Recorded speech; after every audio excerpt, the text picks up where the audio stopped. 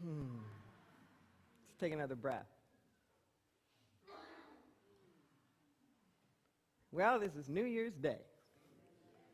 And we're starting a new theme in this month of January, and the theme is awareness. And my topic today is the focus of your attention. The focus of your attention. You know, every month we do some kind of a expose, some kind of deep exploration on a spiritual quality, a spiritual principle. But remember that these spiritual qualities and principles are not something outside of ourselves, it's within us. We're the pure embodiment of it. So look at it more as a place of revelation. Awareness isn't something so much that I try to get or achieve out there, but how can I awaken it within my own self? And one of the big secrets to that is the focus of our attention. Now, I chose that deliberately for today because, you know, at this particular time of year, there is a lot of attention that goes to our attention. It's like the one time in the year where we're actually thinking about what it is that we're thinking about and trying to be deliberate about it in some kind of way or shape, and also reviewing what it is that we've already been thinking about. Kind of like this collective mental house clearing, so to speak. Now, I want you to be aware, though, not to get into a lot of judgment. Okay? Because just as we're looking at setting new goals and all the rest of that, we can look back and have a lot of judgment about ourselves, about what we didn't do or what didn't happen and all of the rest of that. And I know you don't know what I'm talking about. But just in case you might sort of kind of slip into that, you know, be aware. Be aware. The focus of our attention. The focus of our attention.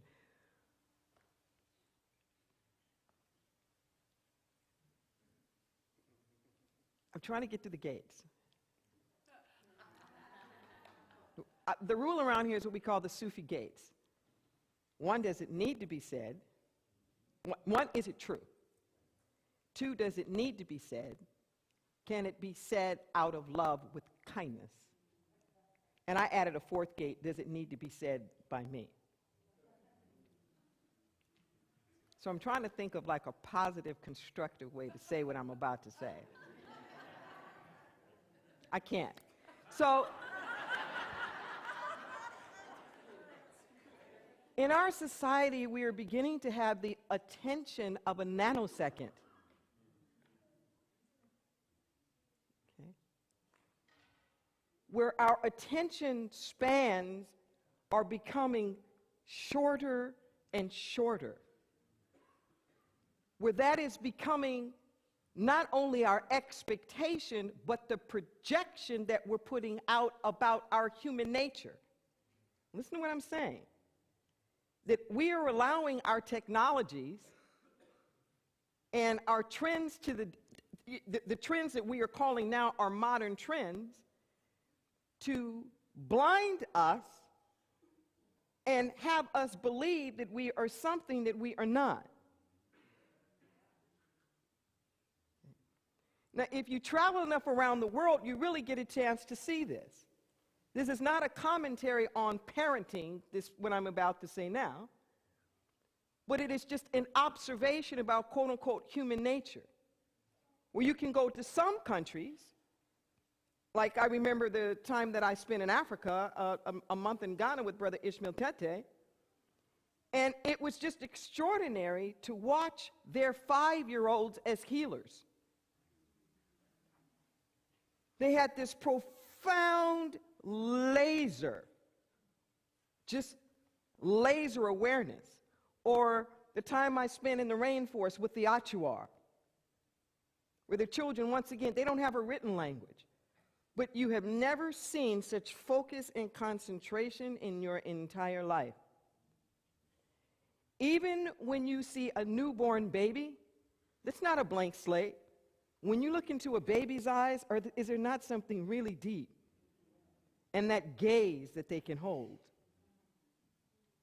just aware, just this kind of pure awareness. This is so important because our spiritual power is tied up in our capacity to remain focused. I want to say that again. Your spiritual power is tied up in your capacity to be able to remain focused. Remain focused. In Scripture, it's described as, if thine eye be single. If thine eye be single. In meditation, and the word meditation literally means to become familiar with. So what so many meditative practices are about is learning to get a focus. Part of it by becoming aware of all the monkey mind chatter and releasing our attachment to it, releasing our fascination with it, no longer being entertained by our own thought processes.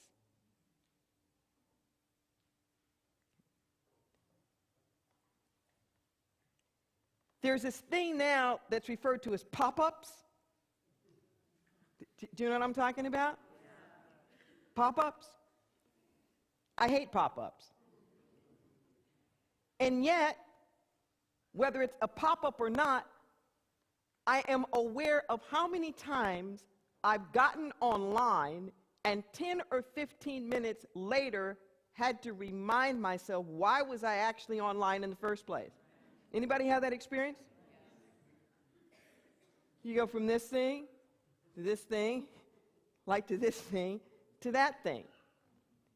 Beware of this way that we are getting into thinking that it is the ultimate prize to be able to multitask.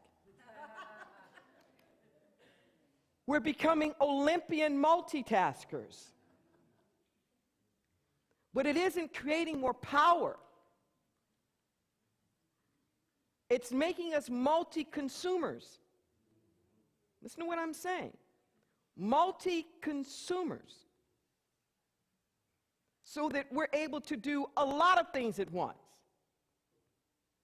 Where I can be listening to this over here, and I'm looking at this thing over here, and I'm online, and I'm doing like all these different, and I'm eating this, I'm doing all these different things simultaneously, but no one thing has the focus of my attention. It becomes like an energy leak. It's like an energy leak. And we find ourselves drained and exhausted, but not having accomplished anything really in particular. Are you with me? We move in the direction of our attention. If you're driving along the road, for example, and your eyes veer off to the side of the road, you naturally gravitate in that direction. Anybody had that experience? Okay. Hence that phrase about keep your eye on the plow. Keep your eye right down at what you're doing so you can make a straight line. Otherwise, your attention goes over here, and your attention goes over there. So as human beings, we have this extraordinary capacity. You hear me say this sometimes. We can think one thing, feel something, say something else, do something else that's completely different than all of that simultaneously, and then we get out of alignment. And part of alignment is bringing all of that together. So we have these extraordinary capacities. We have the capacity to contemplate. Now, to contemplate is deeper than thinking.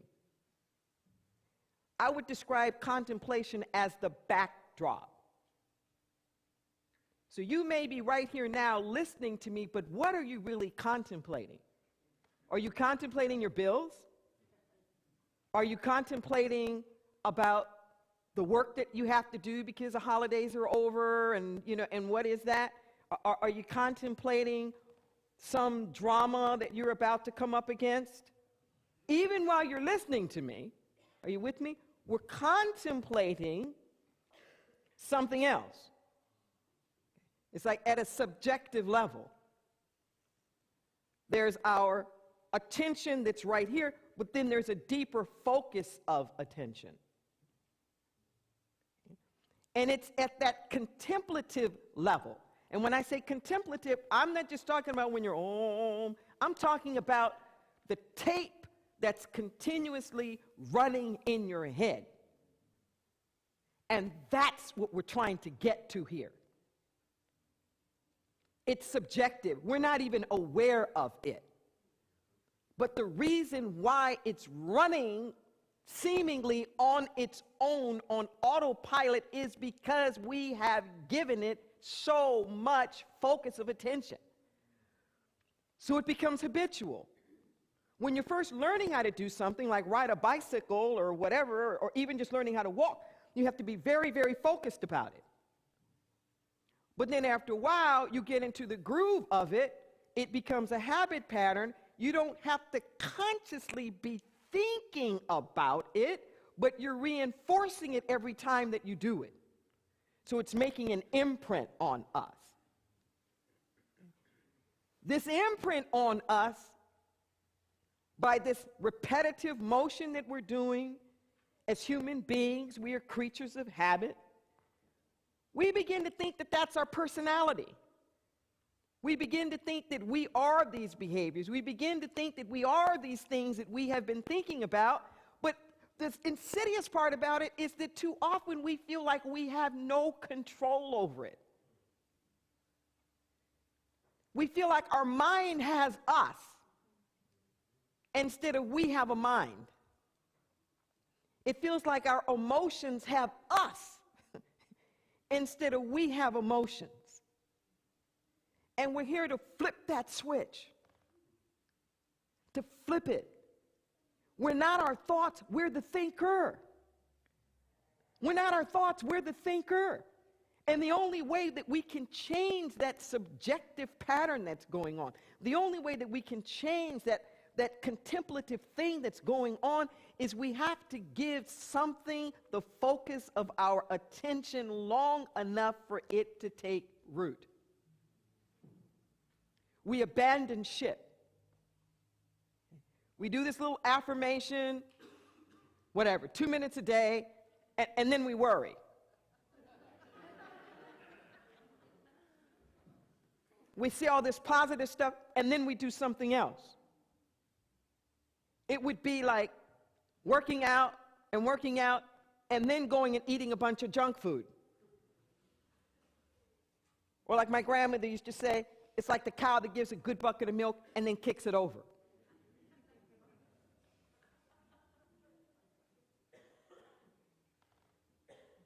We have to rewire. Literally. Every time we think something, there's a synapses that's happening in the brain. The thoughts that fire together, wire together. Listen to what I'm saying. And we are in an unprecedented moment in human history. This has never happened before. We are subjected to more energy, more vibration, more information, more stimuli than any other human beings in all the history of humanity. There are so many electromagnetic things that are going on all around us, thousands of stations. The cloud.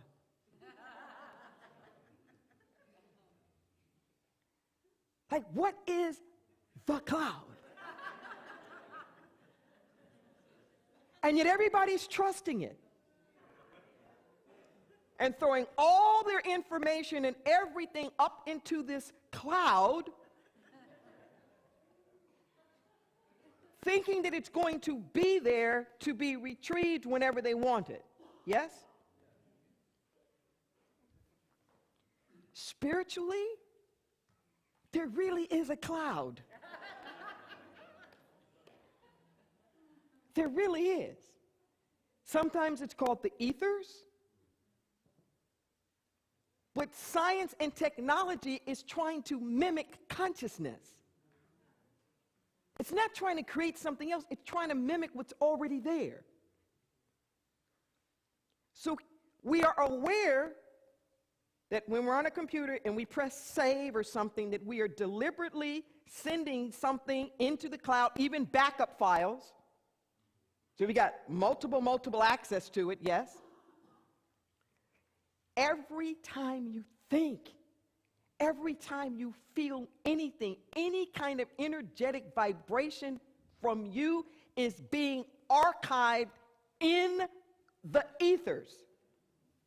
Listen to what I'm saying. We are constantly making deposits in the spiritual cloud.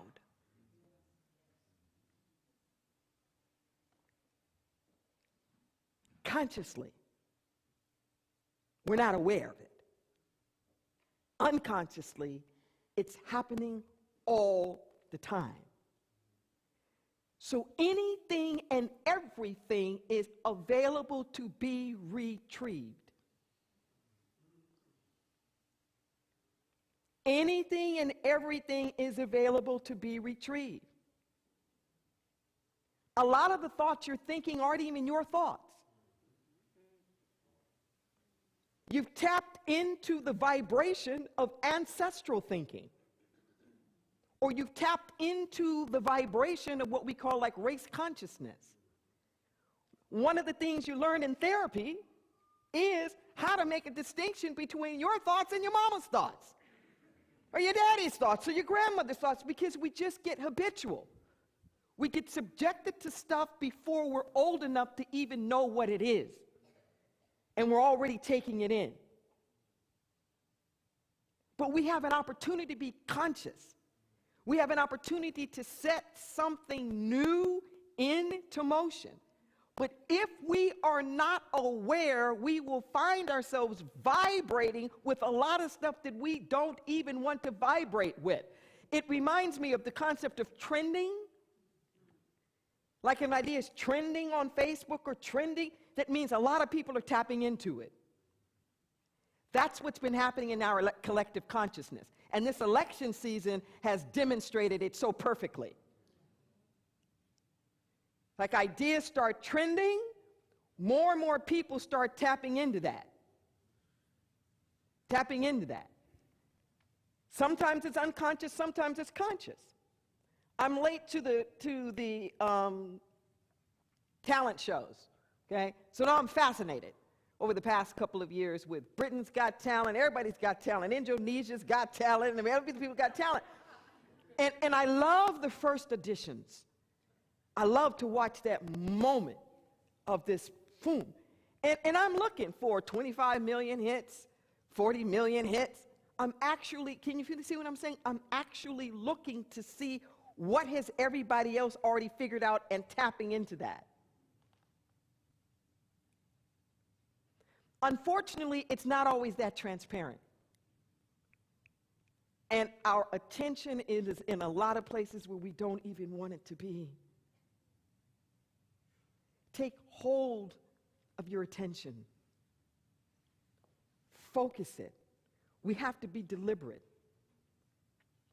Haji was just singing about what we put out comes back. Every major religion has these 4 basic concepts. There is something that creates everything. 2, that there is some kind of inherent relationship between human beings and whatever this is that creates everything. And that the whole meaning and purpose of life is to discover this relationship. I would say, and to live it fully, whatever that relationship is defined. And last but not least, some kind of karmic law. Some kind of what goes around comes around. You reap what you sow. Be careful what you put out because it comes back. some kind of, they might have different ways that they describe what that is or how it happens. Some are very complicated systems of reincarnation. You know, some could just be like boomerang, watch what you say because it's going to come back. I mean, you know, how elaborate or not it is kind of up to that tradition. But this notion and this idea that we are active agents, one, and that two, as active agents, part of how we experience life is directly related to what we put out. Let that sink in for a moment. That we do have a little bit of control about what we get back. Now, this what we get back isn't necessarily about how it is received in the material realm, but it's all in consciousness. As it says in Scripture, you receive with the same manner in which you give. It's not a tit for tat, the same manner in which you give. So if you are one to be gracious in forgiving people, then it's going to be easier for you to receive forgiveness. And the first place is your own forgiveness. You can't even receive your own forgiveness if you're not giving any. Do you hear what I'm saying? You can't receive your own forgiveness. You can't receive anybody else's forgiveness if you can't receive your own forgiveness. And until you put some out, you're not going to receive any. Unless you have a generosity of spirit in the givingness of your resources, you can't receive it generously. You're going to always think somebody's got something up their sleeve, or there's some kind of strings attached, or life is hard and nothing's ever free, and you know, you're only going to work by the sweat of your brow. If you're not a gracious giver, you can't be a gracious receiver. That's not what's going to happen. That life is all of it. It's like breathing. There's inhaling and exhaling. So be mindful right now in these resolutions that you're making. Is there a balance? Is there a balance in what you're trying to get and what you're willing to give? Okay. Is there a balance there? In your, well, I want this, and I want my career to go here, and I want this kind of wealth, and I want this kind of prosperity. But are you also picturing yourself as being a gracious, generous, helpful person, a contributing person? Do you have a balance there? Is it not just what you want for yourself, but in your visions of prosperity, your visions of your wholeness, do you put other people in it too? Oh, boy.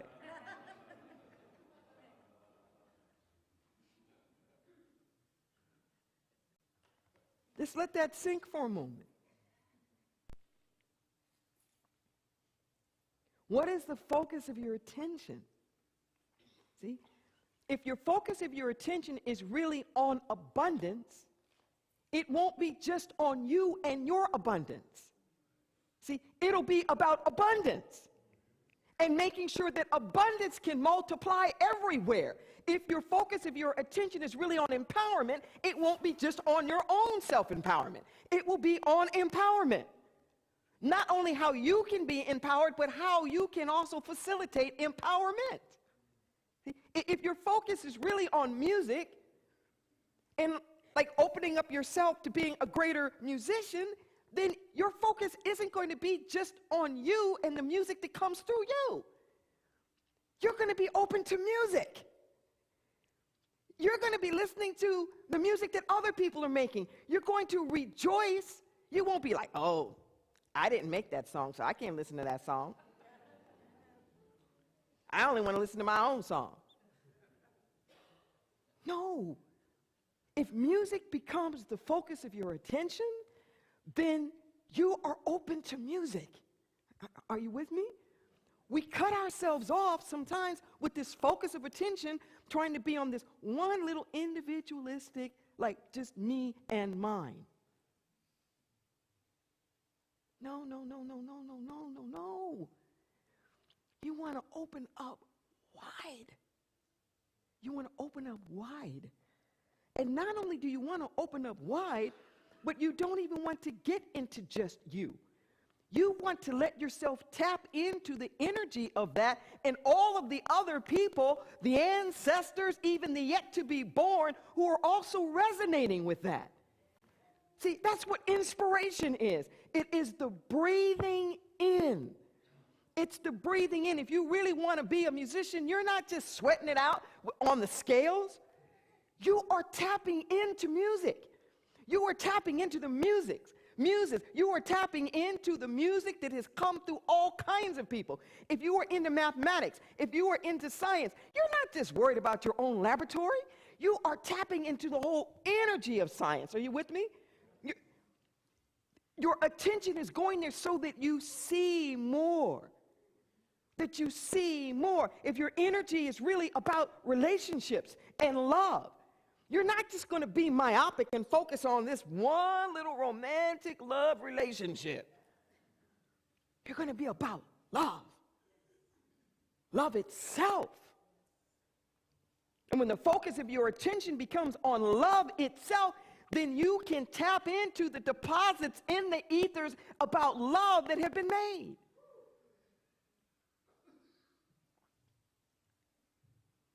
But it's an open field.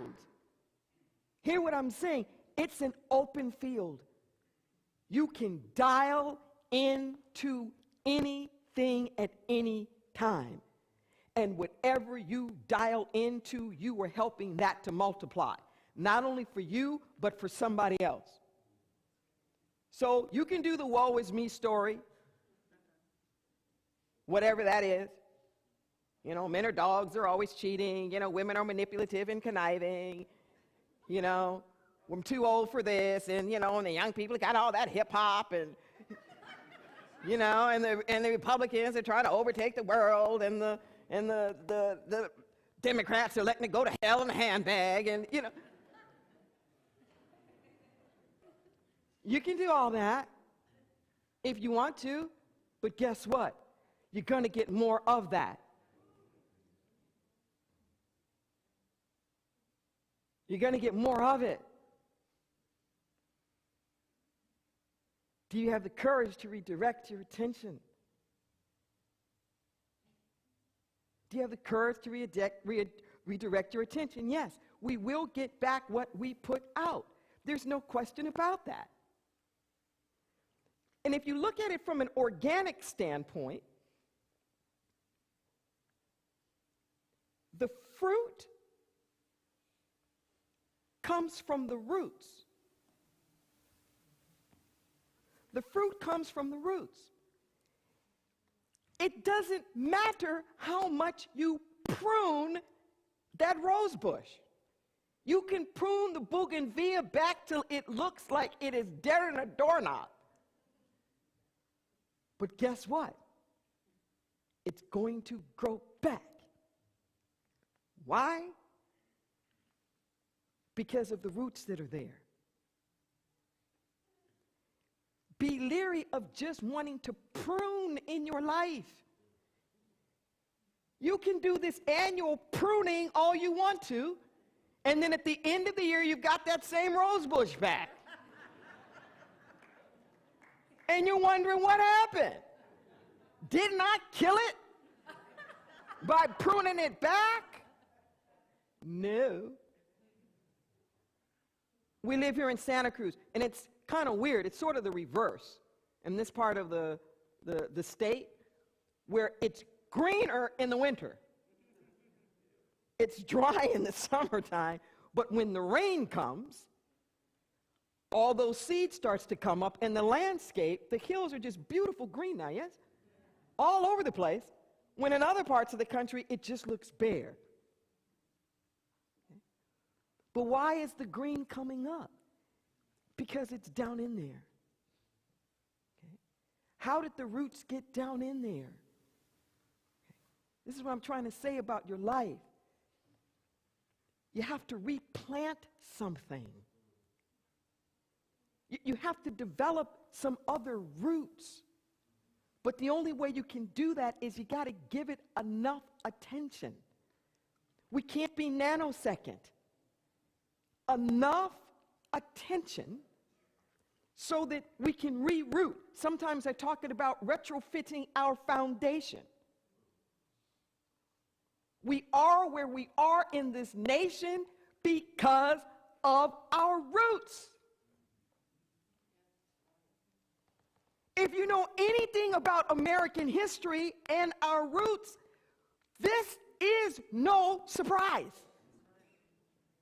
Not only is it no surprise, it has always been like this.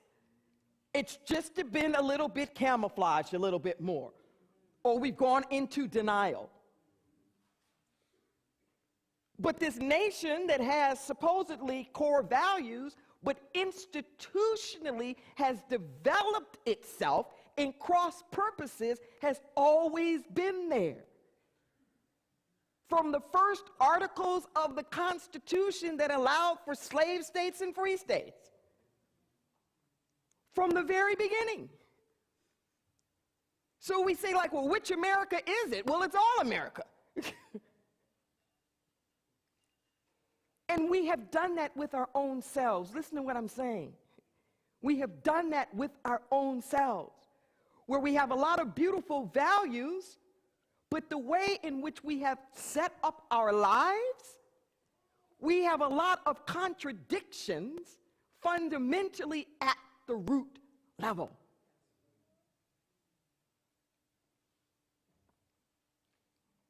Which one dominates? Whichever one gets the most focus of our attention. See, you can't unthink a thought. You can't unring the bell. But you can supplant it. You can put something else on top of it. If you've been smoking a pack of cigarettes every day for 30 years, you can't undo that.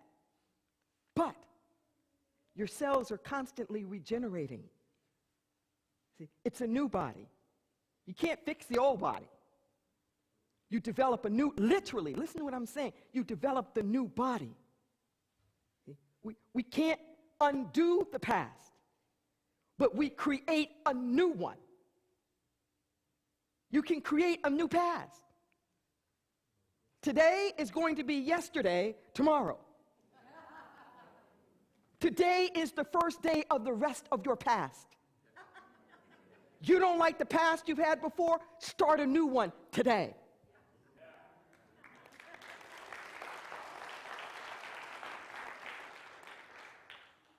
Start a new past today. And I'm going to end with this image, because I think a picture's worth 1,000 words. It's a biblical parable, and it's the only parable that Jesus interpreted. A parable is kind of like a koan. Middle Eastern, Eastern tradition, where you have to figure it out. Kind of like, what is the sound of one hand clapping kind of thing. You got to sit with it a little bit. Well, this one was so important because he said, if you don't get this one, you're not going to get anything I'm ever saying. And it's referred to as the parable of the sower and the seed. Now, the thing about the parables is that they are literally true, but they're also figuratively true. They are symbolic of something. So the sower went out to sow his seed. And he talks about this 4 kind of terrain that the seed fell upon. He said some seed fell upon the roadside. The birds picked it up, flew away. He said, I'm telling you first and then I'll interpret it. He says, some seed fell upon the rocky places. It sprouted quickly, but shriveled quickly and died. Some seed fell upon the thorny places. These are weeds. They grew, but they got choked. He said some seed fell in the fertile ground, and it grew 10,000, like multi-thousand fold. There's an analogy that's being made here to our minds as the soil, to various ideas as the seed. In order to plant something, you have to move something. Listen to what I'm saying. You have to cultivate the soil. You have to prepare it. You have to dig into that hard surface and move some stuff around. If the soil had feelings, I don't know how the soil would feel about becoming cultivated.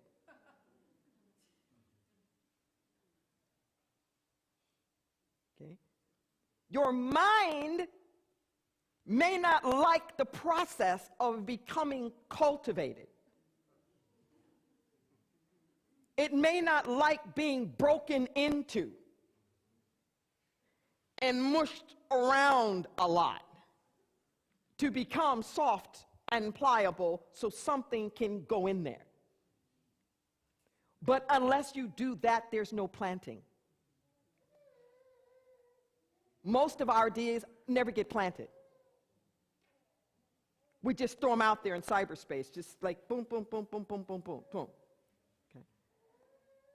But if you want to plant it, you have to move some dirt, put it in there, close it up a little bit. Yes? Or the birds come and put it in one ear, out the other.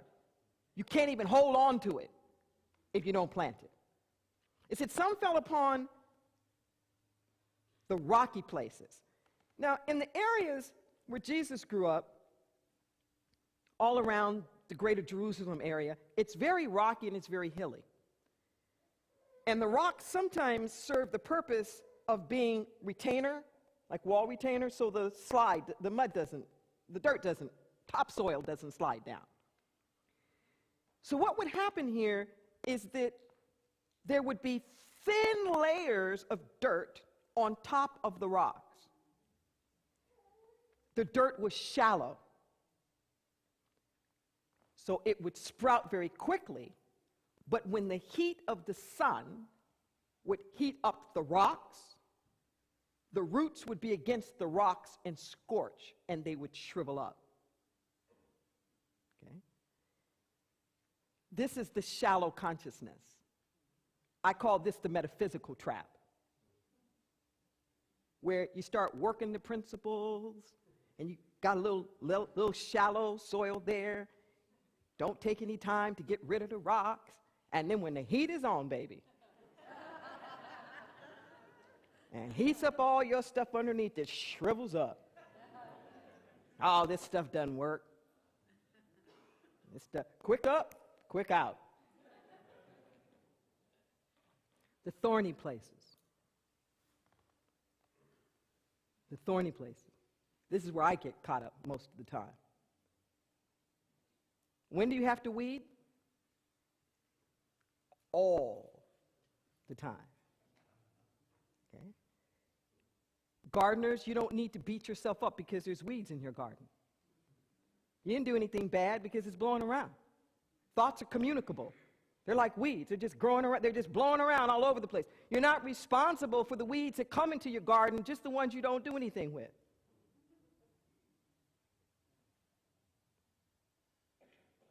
So it grows, but guess what? Your weeds grow faster, usually, than your plants, and they choke it. And that's the trap I fall into more often, is not doing enough weeding. And the thoughts are coming up, but then, boom, I'm looking at all these weeds that are around. And then there's the fertile ground. Okay? So as you're doing your resolutions or whatever it is that you're doing, and as much thought as you are putting into the outer manifestation that you want to see, I'm going to ask you to also put your attention on the soil,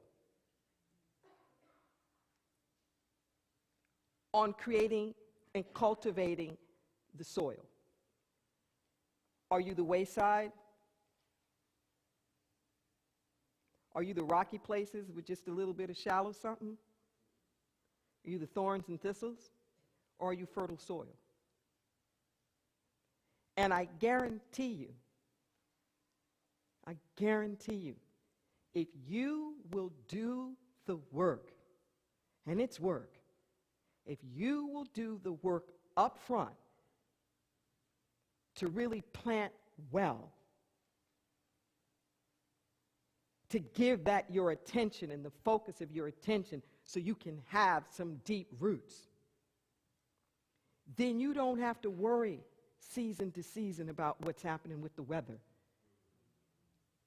and everything else that's going on, because those strong roots will make sure that your fruit keeps coming back around and coming back around. The way to tend to the tree and the plant, you don't just feed the bud, you feed the roots. Are you with me? Feed the roots. Put more of your attention right now on your roots, on your consciousness, on cultivating you as a place of receptivity. Okay? Because if a part of you is rejecting what you are affirming, then you need to deal and heal the stuff that's rejecting it. Not just trying to be harder about affirming it, but going to the root of what is this that's not fertile ground here for this. Are you with me? Okay. If you will do this, both in your own life, and I'm talking about nationally as well, okay, because inauguration's coming up, and no matter where you sit with this, there's big feelings. Big feelings. Okay? If we can quit being so fixated on the fruit, say, let's start focusing our attention on the roots, it'll be a very different life experience. Yes? Let us pray. Let's pray.